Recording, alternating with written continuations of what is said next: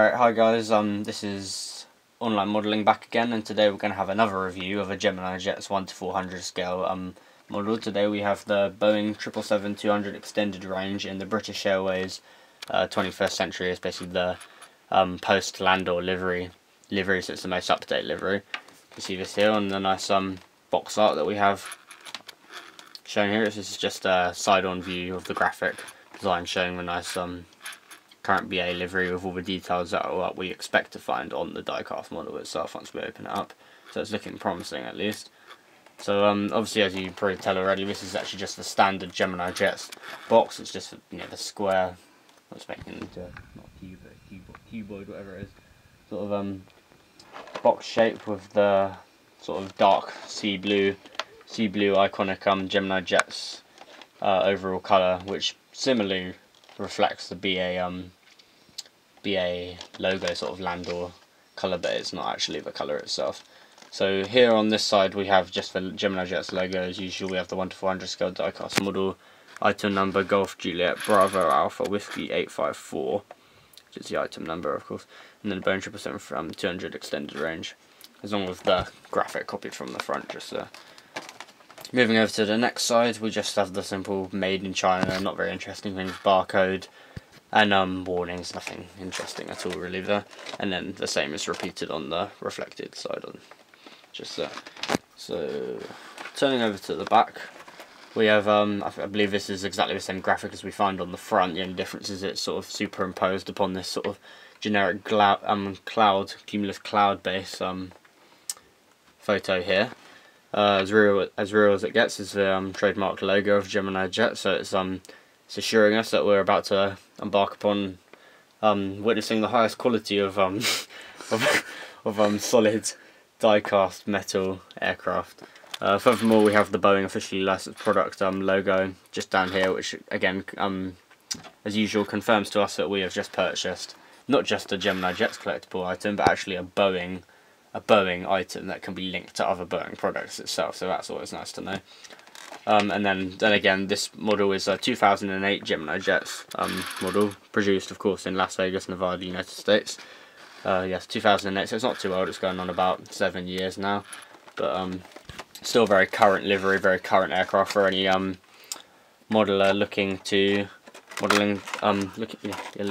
purchase any current aircraft, especially in the BA scheme. So sorry about that. Anyway, moving on, here we have the normal flap sort of look inside feature that we always see on Gemini Jets aircraft. We have the model down here, and then of course the description up here. So I'll just summarise this. So basically, the Boeing 777 was designed as a long-haul wide-body airliner, which was going to fit the gap in between the Boeing 767-300, which was a wide-body, fairly long-range, medium to long-range airliner, in between the Boeing 747 series. So the customers such as United, BA, Air France, all the large international carriers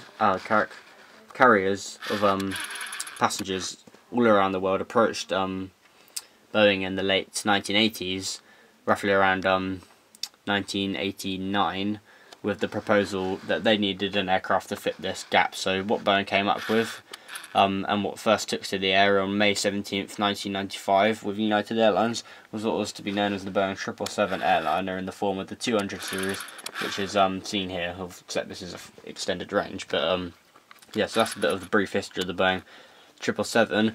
Moving on to British Airways. British Airways purchased this aircraft in roughly 2001, I believe it was, and this was going to be part of the fleet renewal program, replacing things like the Boeing 757 and 757 and 767s, but they haven't phased them out yet. But yeah, so this is the brand new long-haul airliner that was needed for the 21st century, and it's reflected here with its great lines and sort of modern engineering aspects that we see. Anyway, so let's get to the model itself. Opening up,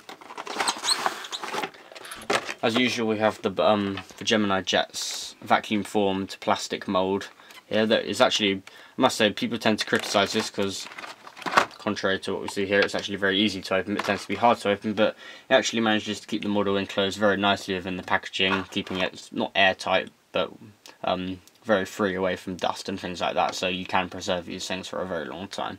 Anyway, being a bit more specific, here's the model itself. Going to try to gently take this out. This is a very prized model by our collection, as it is very iconic for where we live. We live around, you know, London area, and whole Heathrow sort of association, that kind of thing. So, first impressions of the model. This is looking very excellent, to be honest. I mean, compared to some Gemini jets I've reviewed, maybe such as the C-17, this has got some extremely extensive overall detailing, which I'm seeing all around the aircraft. So I reckon we'll start at the nose, on the starboard side of the aircraft. Here we can see the pitot tubes, and some of the, I think these are the angle of attack indicators. Not indicators, sorry, but receivers there. Probes, whatever you want to call them exactly. I think these are around here, so has some good, nice detailing we're getting from the front here. You can see the windscreen wipers along the cockpit windows here are nicely detailed. Don't know if we can actually see it on the camera, but trust me, they are there. So, moving on a bit further down, we have the BA logo tick along the first starboard exit here, which is some great detailing. I can see the sort of door handle, things like that. Moreover, we have the cargo forward starboard cargo door here, which is complete with some sort of the sort of mechanism to operate the door here is all present, as well as the windows which run along the entire port and starboard sides show the ones which have been blocked out for things like toilets and the galleys, etc. So it's all very accurate to the actual aircraft configuration itself. What else? Okay, so we'll do the engines next, I say. So the engines is the Rolls-Royce Trent 825 engines, I think they are. They produce roughly 90 to 95,000 pounds of thrust. That's incredible engines, and very testament to their extensive world record setting for thrust and endurance, that kind of thing. That the engines hold, they've managed to detail them very well here at Gemini Jets. We have a fin here on the inboard section of the engine cowler, along with the engine intake, is very well separated with its aluminum paints from the logo British blue. Furthermore, the exhaust is separated by its sort of silvery and aluminium sections here. Have actually been separated quite well, depicting the real aircraft in real life. As well as, I really like this, it's got the Rolls-Royce logo right there. I mean, it's not the most detailed, but it certainly is the Rolls-Royce logo, so that's really paying testament to its British Airways heritage and just the sheer engineering magnificence that went into this piece of propulsion equipment. Moving on to the lower side of the aircraft, in some ways it's characteristic of Gemini jets, although I don't think it's quite as present here as I've seen on other aircraft. The underside is slightly less detailed, but not so much more so to say that it is not detailed at all. Firstly, we can see, I'm not really sure why it's in this sort of turquoisey blue shade, but we have the Gemini Jet standard logo imprinted there, as well as, of course, there's a stand hole thing, sort of drill hole present there. The way they've managed to fare the wing sections into the lower fuselage has actually been extremely impressive compared to other aircraft such as the Antonov 124, wherein it's actually been rather flush, you know, very nice, very well integrated. Can't really notice it too much, so it's, yeah, very good. Moving on down to the bottom, elevators are all present on the horizontal stabilizers. APU exhaust is just about visible on each side of the rear fuselage, more so on the port, but that's how it should be, so that's always good. Underside of the wings are fairly well detailed. We've got the silver center section, center section of the wing here, as well as the flaps, fairings and panel lines have been engraved pretty well. Landing gear is maybe somewhat less impressive, as it doesn't roll or anything. It's made of plastic, it's not metal.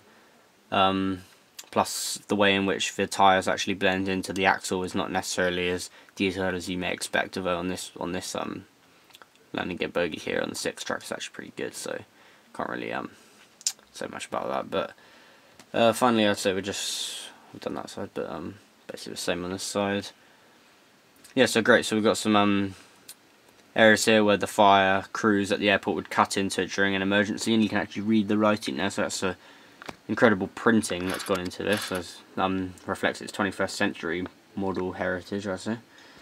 upper side of the wings. Panel lines into the spoilers and flap fairings are actually a little bit less detailed on the underside, which is unusual, although they're still visible and they still pay testament to the incredible detail we see on the top side of the wing here. Leading edges, actually I have to say the leading edge is pretty disappointing. The slats are actually not aluminum silver at all, which they kind of should be, but I think they should be at least, but yeah, maybe that's something to comment on. I'm not quite sure, but there we go. Just moving on to the aft fuselage, just to wrap it up, we have the Royal Mail symbol here, which is present on actually, I believe, all British Airways aircraft in the 21st century, as it reflects that the aircraft often carry post and sort of soft lightweight cargo for the Royal Mail. Registration is present here as shown on the boxes. Golf, registered in Great Britain. Yankee Mike Oscar. So that's its unique livery, and then of course the Boeing 777 logo is printed right there as it should be on the real aircraft. Horizontal stabilizer trim, elevator trim markings are all labelled out here nicely. And then of course what should be commented is the Boeing the British Airways vertical stabilizer or tail fin logo is pretty well accurately depicted here with its nice some sort of photo printing going on, although I would say that the fading around the transition here is a little bit, well, it's not quite as good as it certainly doesn't look like the real thing exactly, although it's still good for a model. I mean, I'm not actually sure about the techniques they use to print these kind of things, so yeah, it's decent, but it looks like it's done a bit of like an airbrush or something, but yeah. And that's about it that I think we can say about this model. I'll just let the camera have a good overview on any points of interest, such as maybe the decals and things. See what you can make of them in terms of the detail. But overall, I'd say this model is definitely a worthwhile purchase for roughly about £20. I think we bought this at Kempton Park Aviation, the Heathrow Aviation Enthusiast Fair in November for about £20, and I'd say it's definitely a good purchase. We're happy with it. Can't expect too much more from Gemini Jets. It's about as good as it gets, I think. So thanks for watching this, and please be sure to subscribe and like this video, and possibly stay tuned for some more Gemini Jets and other diecast model reviews, as well as some scale modelling tips, tricks, and things like inbox reviews for those sort of things, etc. Thanks for watching, and see you later from Online Modelling.